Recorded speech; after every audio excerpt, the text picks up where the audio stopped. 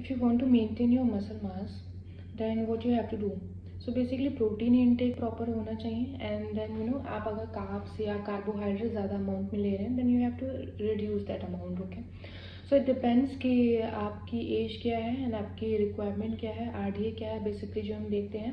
And then what happen ना कि majorly जैसे मैं भी अपने क्लाइंट्स को समझाती हूँ कि वो फास्टिंग मेंटेन करते हैं वेट मेंटेन करने के लिए. सो रेगुलर फास्टिंग करते हैं, मील स्किप कर देते हैं, राइट. सो उसमें क्या होता है जनरली, जैसे हमारे हिंदू कल्चर में भी है कि कभी एकादशी का फास्ट हो गया, Friday and then Monday, so on. So उसमें वो रेगुलरली प्रॉपर पूरे दिन में डाइट नहीं लेते हैं, एम्प्टी स्टमक रहते हैं. कुछ फ्रूट्स खाया तो वेल एंड गुड, अदरवाइज रात में सीधे वो हाई कार्ब फूड ना, आलू एंड ऑल्सो वैसा यूज़ करते हैं. सो बेसिकली होता क्या है कि हम सोचते हैं कि हम फास्टिंग कर रहे हैं तो हमारा वेट रिडक्शन हो जाएगा, बट ऐसा नहीं होता है.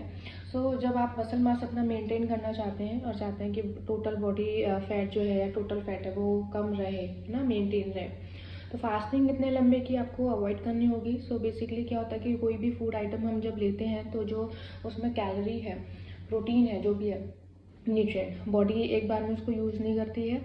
50% अगर यूज़ कर रही है देन 50% बॉडी को स्टोर करके रखेगी. सिमिलरली प्रोटीन को भी स्टोर करके रखेगी, सो दैट जब नेक्स्ट टाइम आपको रिक्वायरमेंट हो बॉडी को एनर्जी की, प्रोटीन की, वो वहाँ से एनर्जी को स्टोर जो उसने यूज़ किया है वहाँ पे बॉडी में, वहाँ से वो यूज़ करेगी.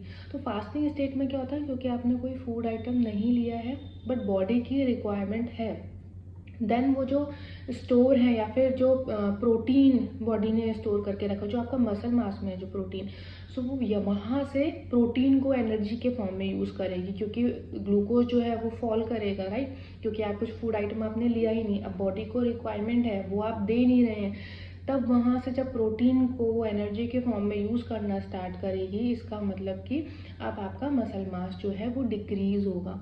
सो इसीलिए इम्पोर्टेंट होता है कि फास्टिंग में भी आप प्रॉपर कुछ फूड आइटम लें, स्पेसिफिकली प्रोटीन इंटेक मेंटेन करें, कार्ब्स को कम करें. ऐसे ही आप अपने बॉडी वेट को मेंटेन कर सकते हैं. अदरवाइज आपका मसल मास कम होगा एंड जो विसरल फैट है या टोटल फैट है वो इंक्रीज होगा. सो आई जस्ट होप आप लोग को समझ आया होगा ये कॉन्सेप्ट.